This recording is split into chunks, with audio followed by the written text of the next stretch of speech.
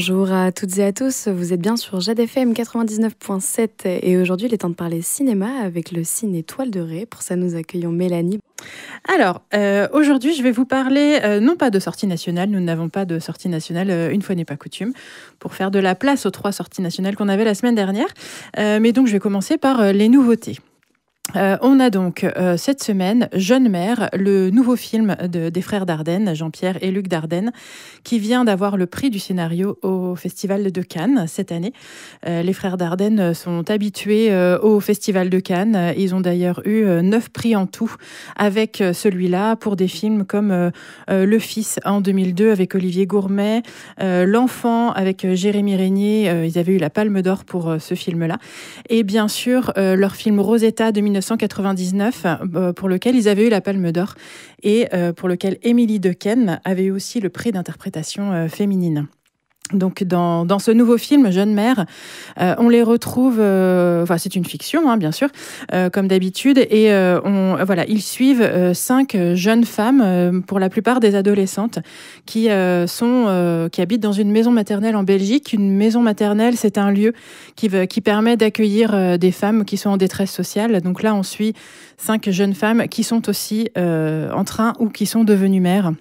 Et on suit leur parcours en voyant comment elles arrivent à s'en sortir. C'est souvent des jeunes femmes qui sont mères seules, qui sont en difficulté financière. Donc on suit leur parcours dans les premiers mois de la vie avec leur enfant ou pour accueillir leur enfant. Ensuite, on va avoir en nouveauté également Les Linceuls, le nouveau film de David Cronenberg, que vous connaissez peut-être pour son film Existence de 1999. Aussi, il avait fait Crash avant 1996 et plus récemment Maps to the Stars en 2014. Alors, ce film est avec Vincent Cassel et Diane Kruger dans les rôles principaux. C'est un film, attention, en anglais, en version originale. Donc, ne vous fiez pas au casting si vous voulez voir un film en français. C'est un film également qui est interdit aux moins de 12 ans. Comme à son habitude, David Cronenberg nous emmène dans un univers de science-fiction, un univers qui mêle à la fois la réalité qu'on connaît et puis du fantastique. Ici, on retrouve l'histoire d'un homme qui a perdu sa femme et qui est tellement incapable d'imaginer sa perte qu'il invente une sorte de linceul digital pour pouvoir voir la décomposition de sa femme qui est enterrée dans le sol. L'histoire part de là et vraiment se déroule à partir du moment où il y a du vandalisme dans le cimetière dans lequel est enterrée sa femme, et on va suivre l'enquête, et c'est à partir de ce moment-là que le fantastique va commencer à arriver. Et c'est un film qui était en compétition à Cannes l'année dernière, qui n'avait pas reçu de prix, mais qui sort maintenant dans les salles. Il y a un côté un peu digital aussi, un peu technologique dans ce film. Oui, tout à fait, ouais. avec cette invention du linceul, c'est vraiment le terme, qui est normalement un outil pour cacher le corps, pour cacher la mort, et là il le retourne en l'utilisant pour montrer ce qu'on ne voit pas d'habitude, ce qui est enterré. La dernière nouveauté de la semaine, c'est Comment devenir riche grâce à sa grand-mère, qui est un film thaïlandais de Pat Bunitipat.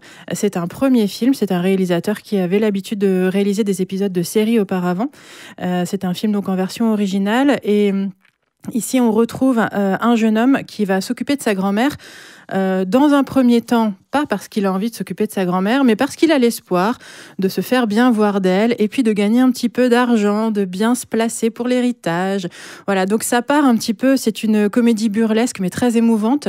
Ça part de ce principe-là, et on va voir comment finalement la relation entre la grand-mère et le petit-fils se crée tout au long du film.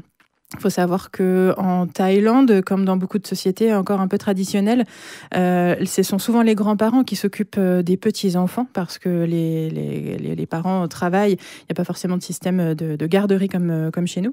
Et donc, il y a un lien très fort entre les grands-parents et les petits-enfants. Et c'est ce lien-là qui est mis à l'honneur dans ce film. Un film qui parle aussi de tradition, de famille. Un film qui fait pleurer et qui fait rire aussi. Un film qui fait du bien. Oui, donc on a un large choix en fait de films entre ces 3 nouveautés. Tout à fait. On continue avec les continuations peut-être, c'est ce qui reste dans votre cinéma pour cette semaine. C'est ça. En continuation, on va avoir bien sûr Mission Impossible, le numéro 8, en version française et en version originale. Également Lilo et Stitch, le nouveau film, le nouveau Disney pour les enfants. Pour ces 2 films-là, en fonction de la météo et les jours fériés et week-ends, pensez à réserver parce que les salles sont bien pleines, si vous voulez être sûr d'avoir de la place. On a aussi le film de Clapiche, L'Avenue de l'avenir. À noter la séance de dimanche 1er juin. À 14h30, qui est en version sous-titrée pour les personnes sourdes et malentendantes. On fait une séance comme ça tous les 15 jours sur différents films français. On a toujours également le film d'Amélie Bonin, Partir un jour, Les musiciens et également Tu ne mentiras point qu'on avait pris la semaine dernière. Et je voudrais finir avec les 2 avant-premières de la semaine. Parlons-en. Le répondeur de Fabienne Godet, avec entre autres Denis Podalides et Horatica, et Salif Cissé. Salif Cissé, vous connaissez peut-être pas encore son nom. On l'avait vraiment remarqué dans un tout premier film en 2021 à l'abordage de Guillaume Braque. Et l'année dernière, on l'a vu dans plusieurs films, dont Le Beau Rôle, Spectateur, Juliette au printemps, La vie de ma mère. C'est un des acteurs de cette jeune génération qui monte. Et donc ça, l'avant-première, c'est dimanche 1er juin à 18h. Et on retrouve donc Denis Podalides qui campe un romancier qui n'arrive plus à écrire parce qu'il est en permanence dérangé au téléphone par son éditrice, par sa famille, par son entourage. Et il rencontre un jeune imitateur de talent et il va lui demander de jouer son rôle au téléphone. Vraiment, je vous invite à regarder la bande-annonce. Salif Cissé joue la voix de Denis Podalides à la perfection. Ah oui, c'était ma question justement. Est-ce qu'il parce que du coup c'est un imitateur dans le film.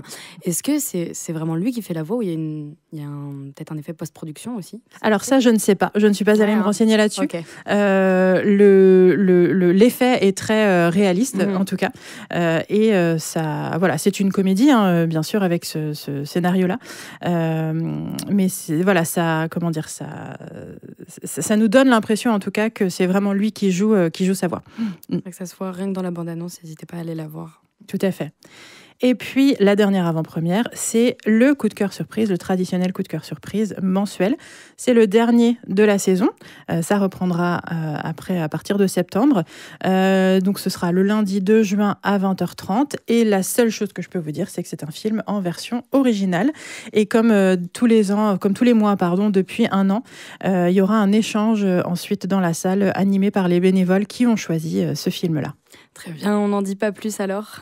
Eh bien, merci beaucoup Mélanie pour cette semaine. Merci. Au revoir.